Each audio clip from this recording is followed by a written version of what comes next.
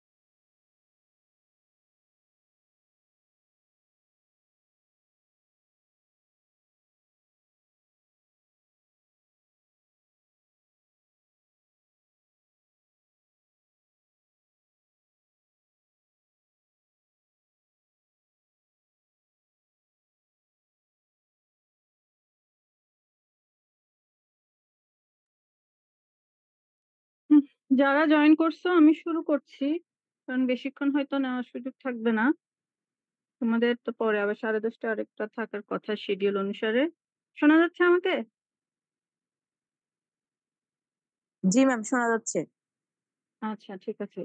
আমরা আজকে নতুন একটা চ্যাপ্টার পড়বো, নতুন একটা চ্যাপ্টার শুরু করব। সেটা হচ্ছে আমাদের রেডিও ওয়েভ প্রপাগেশন। তোমাদের সিলেবাসে যাদের আছে দেখতে পারো সামনে, না হলে পরে দেখে নিও।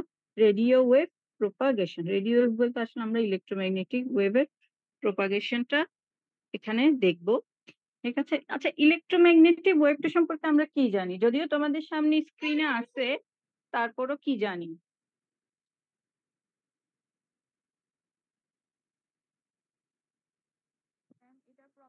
Please someone say. যেখানে ইলেকট্রোম্যাগনেটিক ওয়েভটাতে আসলে কি হয়, ইলেকট্রিক ফিল্ড ম্যাগনেটিক ফিল্ড দুটাই থাকে, তাই না এখানে? এবং তাদের রিলেশনটা আসলে কি থাকে? তাদের রিলেশনটা থাকে পারপেন্ডিকুলার। তোমরা তোমরা এখানে একটা ফিগার অলরেডি দেখতেই পাচ্ছ, তোমাদের স্ক্রিনে আছে। দেখো, ইলেকট্রিক ফিল্ড এবং ম্যাগনেটিক ফিল্ড দুইটা একটা আরেকটা অ্যাকচুয়ালি কি পারপেন্ডিকুলার থাকে। কিভাবে? তাদের ডাইরেকশন অফ প্রপাগেশনের দিকে। ডাইরেকশন অফ প্রপাগেশন মিন্স কি, তারা আসলে কিভাবে ট্রাভেল করছে, কোন দিক দিয়ে ট্রাভেল করছে, একটা ওয়েভ কোন দিকে ট্রাভেল করছে সেটার উপর সেই দিকটাকে অ্যাকচুয়ালি ডিরেকশন অফ প্রপাগেশন হিসেবে আমরা চিহ্নিত করি। এখানে ইলেকট্রিক ফিল্ড এবং ম্যাগনেটিক ফিল্ড একটা আরেকটার সাথে কি থাকে? পারপেন্ডিকুলার থাকে। আমরা তো এটা জানি, তাই না? আমরা তো এই জিনিসটা আই থিঙ্ক তোমরা এটা জানো, আগে থেকেই জানো যে ইএম ওয়েভে ইলেকট্রিক ফিল্ড এবং ম্যাগনেটিক ফিল্ড একটা আরেকটার সাথে পারপেন্ডিকুলারে থাকে। এখন এই যে ওয়েভটা আসলে আমাদের এই যে বিভিন্ন ওয়েভ গুলা, রেডিও ওয়েভ গুলা যখন ট্রাভেল করে, যদি কোনো ওই যে যদি কোনো বাধা আসলে না থাকতো, সেটা তো অসীমেই চলতে থাকতো, তাই না? ওই বাধা না থাকার কারণেই তো সূর্য থেকে আলো আসে। কিছুটা কিছুটা বাধা যেগুলো থাকে সেগুলোকে আমি অমিট করি, আমি ধরে নিচ্ছি যে স্পেস। কেমন? এখন দেখো, যদি আমি জাস্ট আমার আর্থের কথা চিন্তা করি, আমি যে যেখানে আছি, যেখানে বসবাস করছি, এই আর্থের কথা, আর্থ অ্যাটমসফিয়ারের কথা যদি চিন্তা করি, এখানে যখন ওয়েভ গুলা ট্রাভেল করে, সেটা যদি আমার আর্থের মানে বাধা পায় আর্থের বিভিন্ন জায়গায়, যেমন ধরো যদি একটা বড় পর্বত থাকে, আন্দিজ পর্বতমালা থাকলো, কেমন এভারেস্ট থাকলো, তখন ওয়েভ যেটা আমি এখান থেকে পাঠাচ্ছি সেটা বাধা পাবে না। সামনে যখন একটা অবস্টাকল থাকবে, তখন কি হয়, তার অ্যাকচুয়ালি যে পাথটা, সেটা ডিরেকশনটা কিছুটা পরিবর্তন হয়ে যায়। সেটা আসলে ডিপেন্ড করে আমি মানে কোন ফ্রিকোয়েন্সি পাঠাচ্ছি, সে কতটুকু যাচ্ছে সেটার উপর ডিপেন্ড করে সে কতটা পরিবর্তন হবে সেটা থাকে।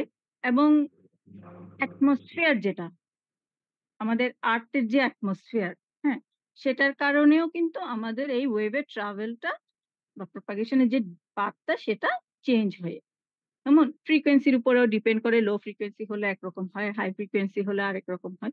এখন ওয়েভ যে ট্রাভেল করে, এই এই এই তার এই ট্রাভেলের উপরে মানে কিভাবে সে আসলে প্রপাগেট করবে, সেটার উপরে ডিপেন্ড করে three types of wave generally define করা হয়, ভাগ করা হয়। সেগুলো হচ্ছে ground wave, space wave, sky wave. যেগুলো হচ্ছে আমাদের এই চ্যাপ্টারের মানে মেইন জানতে হবে যে জিনিসগুলো, সেগুলো হচ্ছে ground wave, space wave, sky wave. আচ্ছা, একটু please, anyone who can tell me, আর্থের যে অ্যাটমসফিয়ারটা, এখানে অনেকগুলা লেয়ার থাকে, সেই লেয়ার গুলো কে আমরা একটু জানি? নামগুলা কি জানি? শুনেছি? কয়েকটা নাম ম্যাম স্তরগুলা, শুনেছি। বায়ুর স্তরগুলা। জি ম্যাম।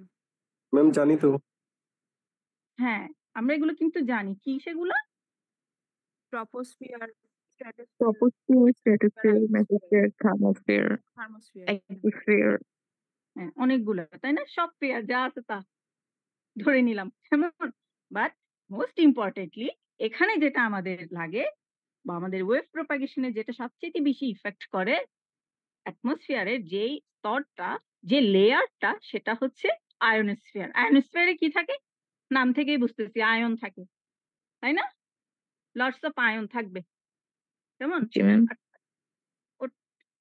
ঠিক আছে, এটা আমরা একটু একটু জানি, পড়াগুলো এখানে আসবে আর কি। এখন একটু জাস্ট তোমাদেরকে ব্যাকে নিয়ে যাচ্ছি, এটা মানে মাথায় থাকা দরকার। সেটা হচ্ছে আমাদের ইলেকট্রোম্যাগনেটিক ওয়েভের যে স্পেকট্রামটা, কেমন? স্পেকট্রামটাতে দেখো এখানে আমাদের ভাগগুলো আছে। রেডিও ওয়েভস কোন ফ্রিকোয়েন্সিতে, মাইক্রোওয়েভ ইনফ্রারেড ওয়েভ কোন ফ্রিকোয়েন্সিতে। দেখো ওয়েভলেন্থ আর ফ্রিকোয়েন্সি রিলেশন অপোজিট আমরা জানি কিন্তু, তাই না? ওয়েভলেন্থ যত বাড়বে ফ্রিকোয়েন্সি কম হবে, ঠিক তো? এরপরে আল্ট্রাভায়োলেট, মাঝখানে মাইক্রোওয়েভ ইনফ্রারেড আল্ট্রাভায়োলেটের মাঝখানে আছে আমাদের যে ভিজিবল রিজিয়নটা সেটা, কেমন? এরপরে এক্স রে, গামা রেস, ঠিক আছে? এখন এই যে স্পেকট্রামটা আমার নিজেরই মনে থাকে না, তারপরেও তোমাদেরকে বলবো, চেষ্টা করবো মনে রাখার। মানে হয়তো শুরুর দিকে বা মাঝখানের দিকে অনেকগুলো মনে থাকে, মাঝখানে শেষে গিয়ে হয়তো দেখা যাচ্ছে ভুল হয়ে যায়। তারপরেও একটু চেষ্টা করবা মনে রাখার, যখন প্রয়োজন হবে যেন রিচেক করে নিতে পারো, ঠিক আছে? এদের অ্যাপ্লিকেশনটা আমরা একটু দেখবো। দেখো এগুলো তোমরা আরো ভালো চাইলে পাবা ইন্টারনেটে খুঁজলে। তারপরেও আমি কনসাইজ করে এখানে মনে হয়েছে এটাতে আছে, তাই এই ছবিটা আমি সিলেক্ট করছি।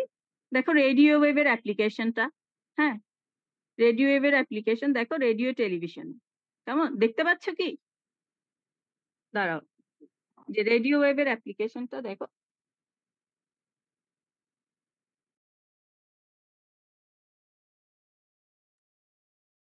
রেডিও ওয়েভের অ্যাপ্লিকেশন, রেডিও, টেলিভিশনে, মাইক্রোওয়েভ আমাদের বাসায় আছে, তাই না? রান্না করি মাইক্রোওয়েভ ওভেন।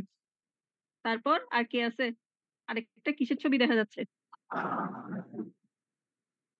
একটা ছবি দেখা যাচ্ছে মাইক্রোওয়েভের, এটা আর কি? দেখো তো, প্রয়োজনে তুমি একটু জুম করে দেখো। ম্যাম কঙ্কাল। হ্যাঁ, বাইরে নিচে লিখাও আছে used in cooking, radar, telephone. তোমার মোবাইল ফোন যেটা নিয়ে বসে আছো, তাই না? Other signal, microwaves. তারপর ইনফ্রারেড দেখো, ইনফ্রারেডটা transmit heat from sun, fires, radiators. এটা আসলে ইনফ্রারেডের এই ধরনের অ্যারেঞ্জমেন্ট কিন্তু থাকে। এক্সরে এগুলা আরো মানে একটু হায়ার লেভেলের হয়তো পাবা যদি তোমরা থাকো, কন্টিনিউ করো তখন। যে এখানে একটা ছবি যেটা দেখতে পাচ্ছ, এটা তোমার এক্স-রে যে ডিফ্লেকশন হয় ওই জায়গাগুলোতে মানে এই ধরনের একটা অ্যারেঞ্জমেন্ট, ইনস্ট্রুমেন্টের অ্যারেঞ্জমেন্ট থাকে। মানে অনেকগুলা পাত, সিঙ্গেল পাত গুলাকে ইউজ করে রে গুলাকে অ্যাকচুয়ালি ডিটেক্ট করা হয়, ট্রান্সমিট করা হয়। এরপরে দেখো ভিজিবল লাইট, বলার কিছু নাই, রংধনু, বেনিয়া সহ কলা, কেমন?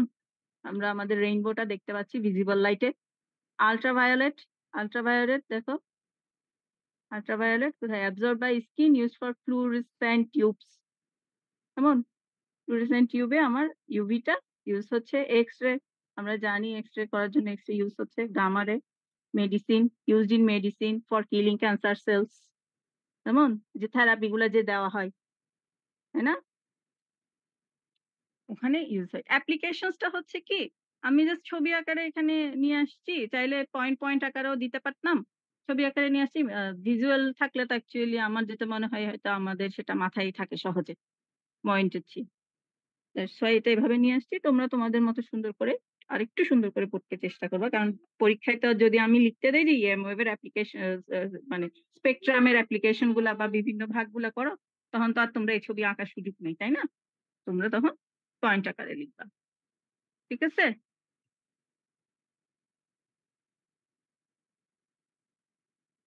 তোমাদের এই অনলাইন ক্লাস কখন শেষ হবে আমি জানি না। মানে আমি এত বোর হয়ে যাচ্ছি। মাঝখানে তো তোমাদের রেজাল্ট দিলাম, বিজি ছিলাম। গত সপ্তাহে তোমাদের ভাইদেরটা দেওয়ার চেষ্টা করছি, আরেকটু বাকি আছে, এগুলো নিয়ে আবার দৌড়াতে হবে, তারপরে ফ্রি হব। আচ্ছা, আমরা আমাদের প্রথম যে ডেফিনেশনটা ছিল, প্রথম যে ভাগটা ছিল অ্যাকচুয়ালি ক্লাসিফিকেশনের মধ্যে, গ্রাউন্ড ওয়েভ বা সারফেস ওয়েভ প্রপাগেশন, সেটা দেখি। গ্রাউন্ড ওয়েভ বলছে অ্যাকচুয়ালি যেটা আমার আর্থের সারফেস থেকে বাধা পেয়ে পেয়ে বা রিফ্লেক্ট হয়ে হয়ে ট্রাভেল করবে, সেটাকেই বলা হচ্ছে গ্রাউন্ড ওয়েভ। এবং এটা অ্যাকচুয়ালি লো ফ্রিকোয়েন্সির জন্য ইউজ হয়। গ্রাউন্ড ওয়েভ আমি যদি একদম চিন্তা করি কোথায় ইউজ হয়, আমাদের যে রেডিও স্টেশন আছে, এম রেডিও স্টেশন, বাংলাদেশ বেতার, চট্টগ্রাম বেতার, হ্যাঁ, ওরা কিন্তু এই গ্রাউন্ড ওয়েভটাই ইউজ করে।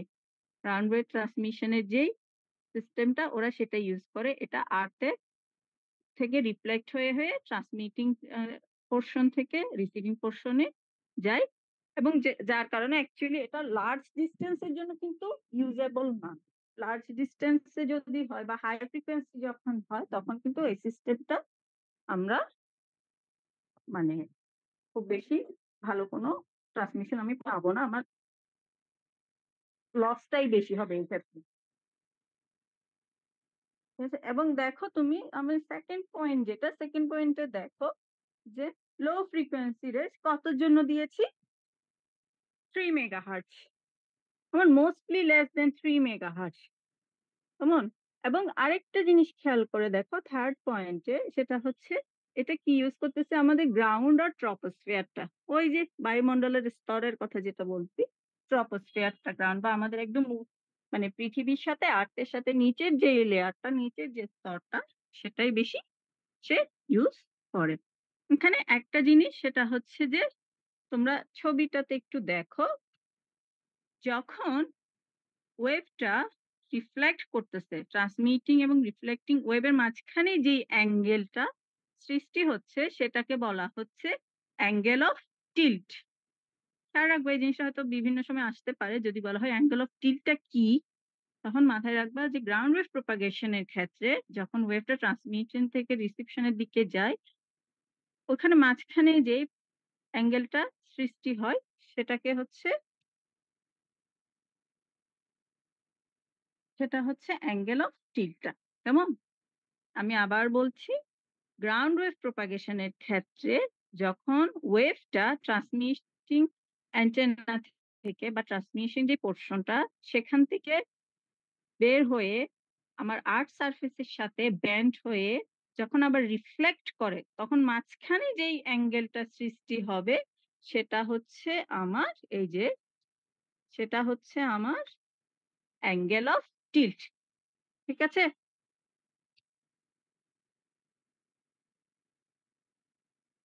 পেয়েছ? জি ম্যাম, পাইছি। কেমন? এটা একটু অ্যাঙ্গেল অফ টিল্টটা একটু না পড়বা, মানে ধরো just for 1 marks what is angle of tilt, একটু সুন্দর করে পড়বা। এটা তোমার ক্যানেডির বইতে আছে। আমি এই চ্যাপ্টারটা পুরোটাই ক্যানেডির বইতেই পাবা তোমাদের। সফট কপিটাও আছে, কেউ হার্ড কপি কালেক্ট করে থাকলে তো ভালো। তোমাদের যেভাবে পড়তে ইচ্ছে হয় সেভাবে সেটা দেখে নিবা। কেমন? আচ্ছা, এ হচ্ছে আমার গ্রাউন্ড ওয়েভ ইউজ, তো বলছি এম ওয়েভের ক্ষেত্রে ইউজ হবে সেটা।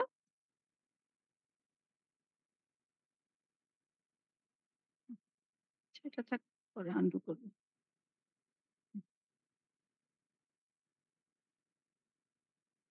স্কাই ওয়েভটা দেখো,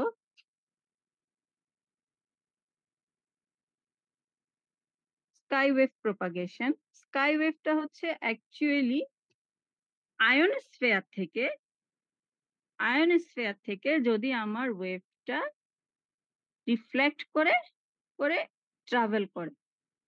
আমি এখানে হয়তো আমি মানে যখন ডেফিনিশনটা লিখছি সেখানে একটু লাইন আকারে লিখছি, স্কাই ওয়েভস আর electromagnetic waves transmitting antenna emit and then receive after being reflected by the ionosphere. ছবিটা একটু দেখতে পারো, ছবিটা দেখলে আসলে পড়াটা ক্লিয়ার হয়ে যায় যে স্কাই ওয়েভটা ট্রান্সমিটিং অ্যান্টেনা থেকে ট্রান্সমিট হচ্ছে, আয়নোস্ফিয়ার থেকে সেটা রিফ্লেক্ট হয়ে আবার রিসিভিং অ্যান্টেনাতে রিসিভ হচ্ছে।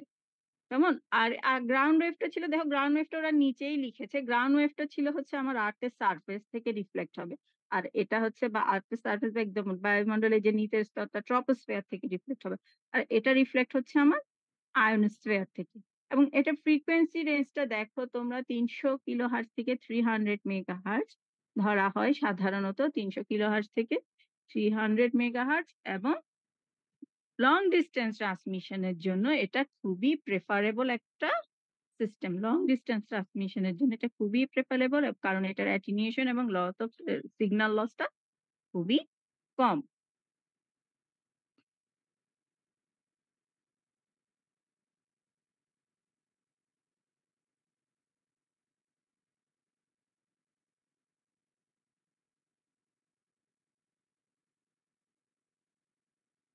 দেখো আমরা স্কাই ওয়েভের স্কাই ওয়েভের আরেকটু ডিটেলসে যাচ্ছি। সেটা হচ্ছে এই যে আমার আয়নোস্ফিয়ারটা কি actually upper portion of atmosphere, যেহেতু আপার পোর্শন সেটা কি করে সান থেকে অনেক এনার্জি সে কালেক্ট করে এবং হিট হয়ে যায়। হিট হওয়ার কারণে ওখানে যে মলিকিউলস গুলা থাকে সেগুলো আয়োনাইজড হয়ে যায়। এবং এই আয়োনাইজড হওয়ার কারণেই কিন্তু এটার নাম আয়োনোস্ফিয়ার বেসিক্যালি, কারণ এখানে আয়নের সংখ্যাটা বেশি। Number of ions is much more than other things. এবং এই যে তোমার আয়নোস্ফিয়ারের যে সান রেডিয়েশনের কারণে বা ইউভি আলফা বিটা গামা রেডিয়েশনের কারণে যে আয়নোস্ফিয়ারটা তোমার সৃষ্টি হচ্ছে, এখন একটা সমস্যা যেটা হয় সেটা হচ্ছে এটা তো আয়নোস্ফিয়ারটা তো এত ছোট না, এটা তো অনেক বিশাল একটা এরিয়া।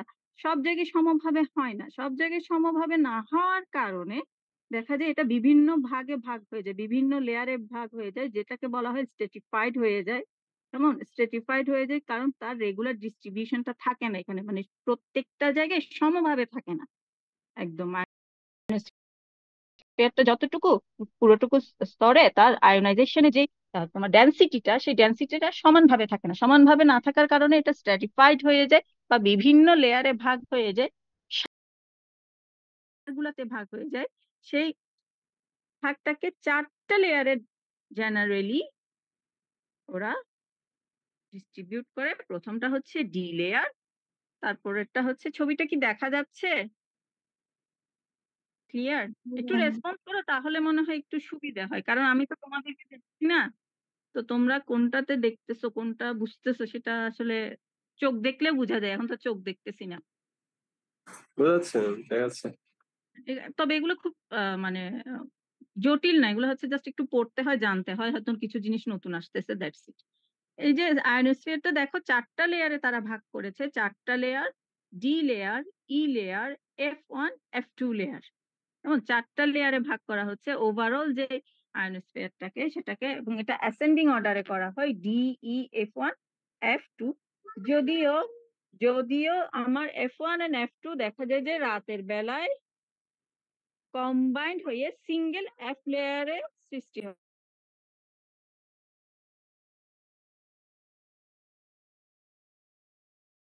রাতের বেলায় আমার এই F1 এবং F2 লেয়ারটা কম্বাইন হয়ে F লেয়ার সৃষ্টি করে, কারণ যেহেতু রাতের বেলায় সানটা থাকে না, তো দেখা যায় কি আয়নে মানে আয়ন যেটা, সেটার পরিমাণ তো কমে যায়। আমরা আরেকটু দেখবো, এখনই দেখবো, দাঁড়াও। ডি লেয়ারটা দেখি প্রথমে।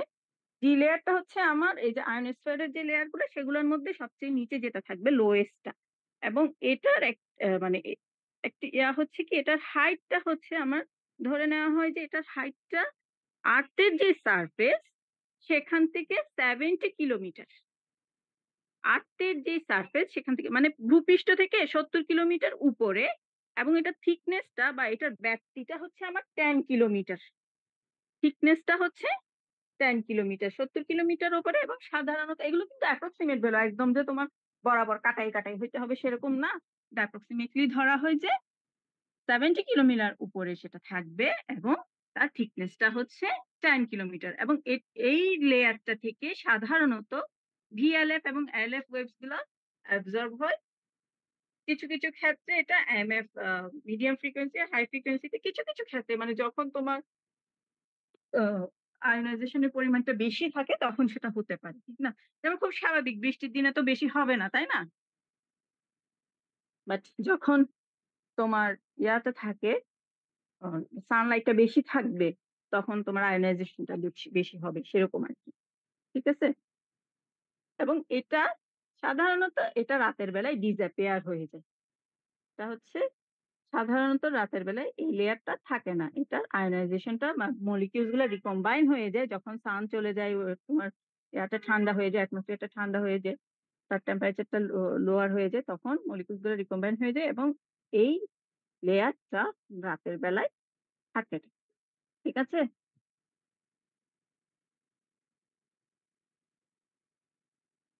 এরপরে আসি, আমাদের নেক্সট লেয়ারটা ছিল হচ্ছে কি, ই লেয়ার, তাই তো? ই লেয়ারটা ই লেয়ারটার হাইটটা হচ্ছে আমার ভূপৃষ্ঠ থেকে 100 কিলোমিটার উপরে।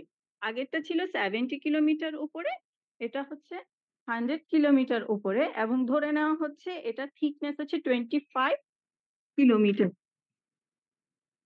এটার থিকনেস থাকবে হচ্ছে তোমার 25 কিলোমিটার।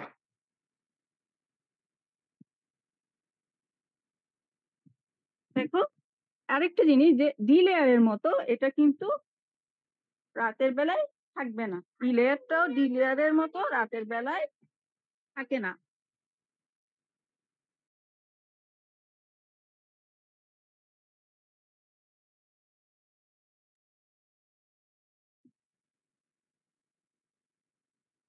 এবং ই লেয়ারটা অ্যাকচুয়ালি এমএফ যে ওয়েভ গুলা থাকে, এমএফ যে সারফেস ওয়েভ গুলা সেগুলাকে বেশি তোমার রিফ্লেক্ট করে। এখানে আরেকটা মানে কি বলবো, আরেকটা টার্ম এখানে আসবে, ই লেয়ারের ক্ষেত্রে আসে সাধারণত, সেটা হচ্ছে ইএস লেয়ার বা যেটাকে স্পরেডিক ই লেয়ার বলা হয়। এটা হচ্ছে যে তোমার মানে সাডেনলি অ্যাপিয়ার হয়। সাডেনলি বলতে এটা রেগুলার কোনো বেসিস না। ধরো বছরে বা মাসে যে কোনো এক সময় আসতে পারে, থাকলে হয়তোবা সেটা 10 মিনিটও থাকতে পারে, অথবা থাকলে এটা রাত পর্যন্তও থাকতে পারে। এবং সবচাইতে ইন্টারেস্টিং বিষয় হচ্ছে যে এটা আসলে কেন হয় সেটা এখনো তারা মানে এখনো আমরা জানি না অ্যাকচুয়ালি এটা কি জন্য হয়। বাট এটা এই যে ই লেয়ারের যেই আমার থিকনেসটা বা ই লেয়ার যেটাকে আমরা ডিফাইন করতেছি, ওই অংশটাতে এই স্পোরেডিক লেয়ারটা মাঝে, মাঝে অ্যাপিয়ার হয় এবং সেটা খুব কম সময়ের জন্যও থাকে, আবার অনেক সময় রাত পর্যন্তও থাকে। তবে সেটা হচ্ছে রেগুলার বেসিসে না। হঠাৎ করে হতেও পারে, নাও হতে পারে। এই টাইপের স্পোরেডিক ই লেয়ার বলা হচ্ছে এটাকে।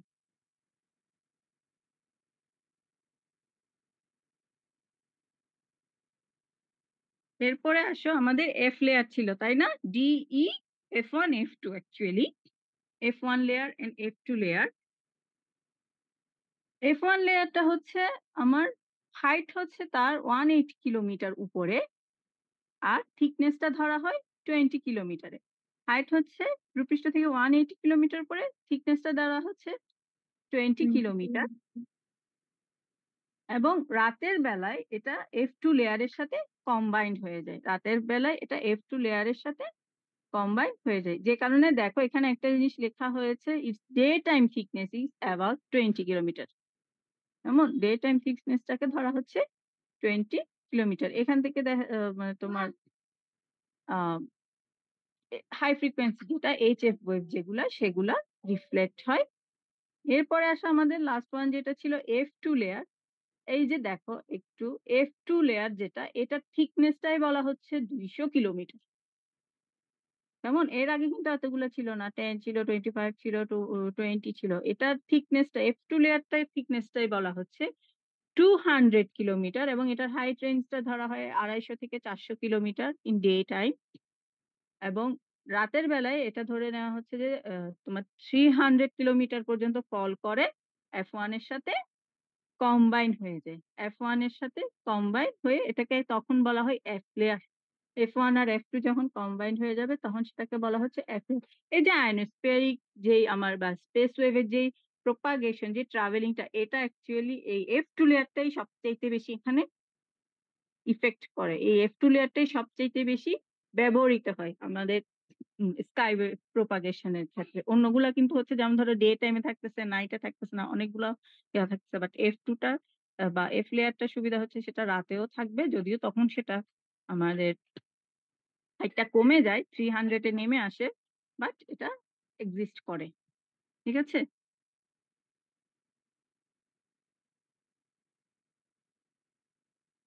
এই যে বলছি রাতেও সে থাকে, কেন থাকে? এইখানে কয়েকটা কারণ আমি এখানে তোমাদের এখানে উল্লেখ করছি যে এটা নাইটেও যে এক্সিস্ট করে। কেন করে? সেটা হচ্ছে কারণ ওই লেয়ারটা হচ্ছে কি মোস্টলি আয়োনাইজড। এটা থিকনেসটা অনেক বেশি ছিল না। থিকনেসটা কেন বেশি? কারণ এটা এখানে অ্যাকচুয়ালি আয়োনাইজেশনটাও বেশি হয়। তো এটা যখন আয়োনাইজেশনটা বেশি থাকে আসলে অনেক, তো ধরে নেওয়া হয় যে যখন সেটা সানটা থাকবে না, সানটা না থাকা সত্ত্বেও কিছুটা আয়ন হয়তো থেকেই যায়। সবাই অ্যাকচুয়ালি রিকম্বাইন হয় না। সব মলিকিউলস গুলা রিকম্বাইন হয়ে যায় না। ঠিক আছে?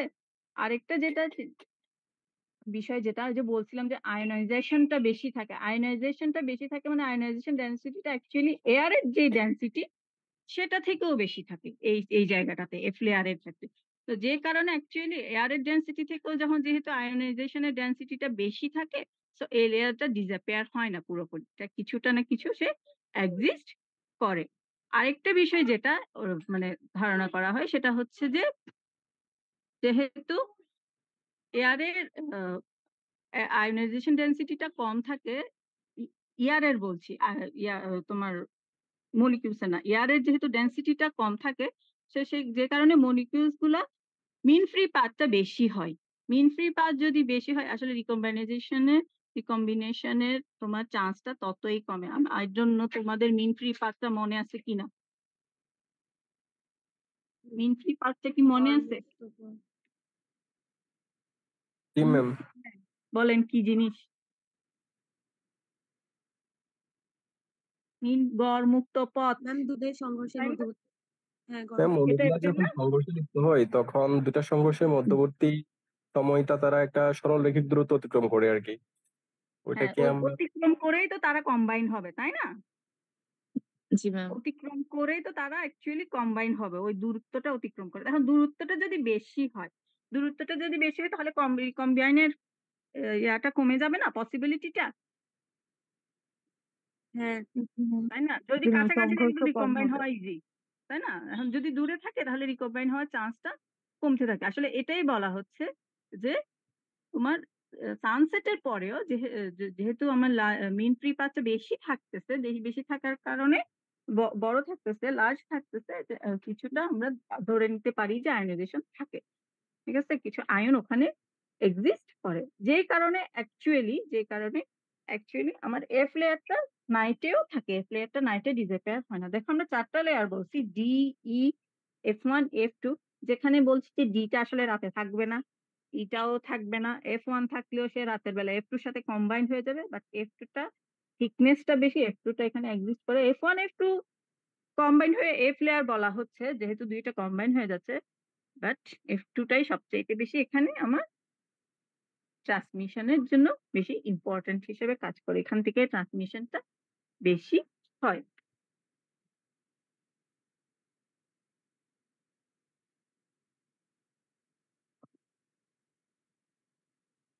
আচ্ছা, গ্রাউন্ড ওয়েভ বলছি, স্কাই ওয়েভ বলছি। স্পেস ওয়েভ সম্পর্কে কি কিছু বা নাম শুনছি কখন আমরা স্পেস ওয়েভটা?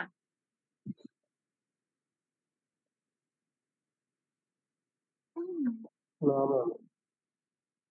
নাম শুনিনি। আচ্ছা ঠিক আছে, স্পেস ওয়েভ নাম শুনিনি। স্পেস ওয়েভ কে যদি ডিফাইন করি সরাসরি, সেটা হচ্ছে যে যেখানে আমার ট্রান্সমিটার এবং রিসিভার একজন আরেকজনকে চোখে দেখবে, সেরকম কোনো মিডিয়াম আছে, সেরকম কোনো জিনিস আছে, এক্সিস্ট করে আমাদের চারপাশে, আমরা জানি।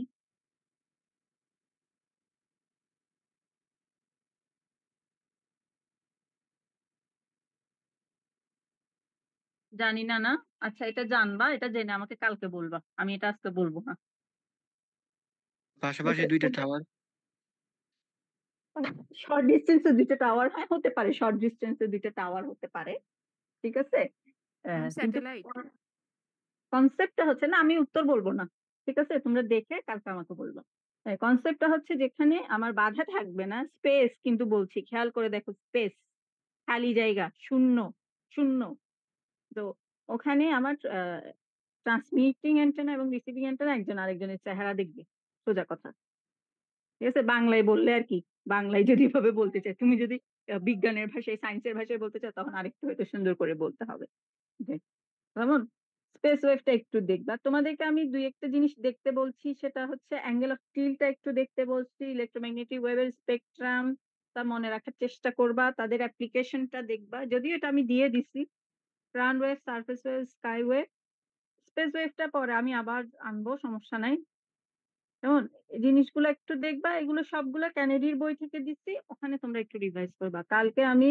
আগামীকালকে এই তোমার স্কাই ওয়েভ রিলেটেড, যেহেতু তোমাদের আরেকটা ক্লাস আছে, ছেড়ে দিচ্ছি। স্কাই ওয়েভ রিলেটেড কিছু টার্ম আসবে আমাদের, actual height, virtual height, critical frequency, maximum usable frequency, বা আয়নোস্ফিয়ারিক এর যে অ্যাবনর্মাল ভ্যারিয়েশন যেগুলো হয়, সবসময় তো সেম হয় না। আচ্ছা, আমরা সৌরঝড় তো জানি, তাই না? সৌরঝড়ের নাম তো শুনছি। জি ম্যাম ঠিক আছে? সৌরঝড় তো জানি। এই যে সৌরঝড়ের কারণে যে আয়নোস্ফিয়ারের যে ইফেক্টটা হয় এই জিনিসগুলো একটু দেখবো কালকে। ঠিক আছে? আজকে যা দিছে এগুলো রিডিং করো, এগুলা রিডিং করলেই না। তুমি হাঁটতে, হাঁটতে, ঘুরতে, ঘুরতে ২-১ বার যদি রিডিং করো তাহলেও কিন্তু এনাফ। এই পড়াগুলা তো মানে কঠিন না, হয়তোবা কিছু, কিছু জিনিস তোমাদের জন্য নতুন। আচ্ছা, আরেকটা জিনিস তোমাদের কাছে আমি জানতে চাই, সেটা হচ্ছে ইকুইনক্সটা কি? ইকিউইউআইএনওএক্স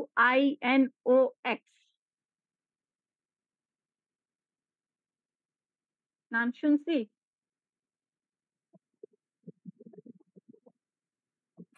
না ম্যাম, শুনি নাই তো। ইকুইনক্সটা হচ্ছে দিন রাত্রি যখন সমান হয়।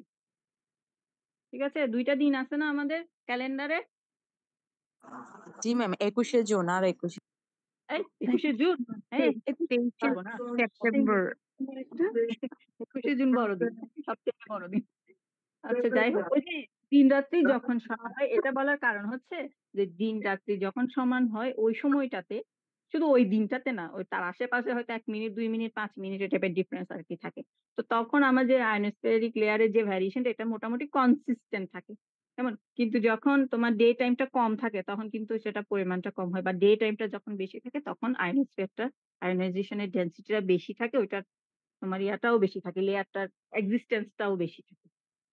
ঠিক আছে? এই ইকুইনক্স দেখলে আবার ভড়কাই যাইও না, কারণ তোমাদের কেনেডির বইয়ে ইকুইনক্স এর বিষয়টা একটু আছে ফিগারে, সেজন্য বলে দিলাম।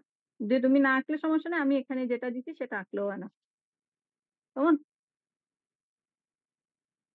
ঠিক আছে, ভালো থাকো সবাই। ইনশাআল্লাহ আগামীকালকে আবার দেখা হবে। অলরেডি ৩৫-৩৬ হয়ে গেছে। তোমাদের নেক্সট ক্লাস কার সাথে? জুয়েল স্যার। জুয়েল স্যার। হ্যাঁ? জুয়েল স্যার। ও জুয়েল, জুয়েল। হ্যাঁ, জুয়েল তো ক্লাস নিবে। আচ্ছা, ঠিক আছে, তাহলে ভালো থাকো। ওকে ম্যাম, আসসালাম। ওয়ালাইকুম আসসালাম।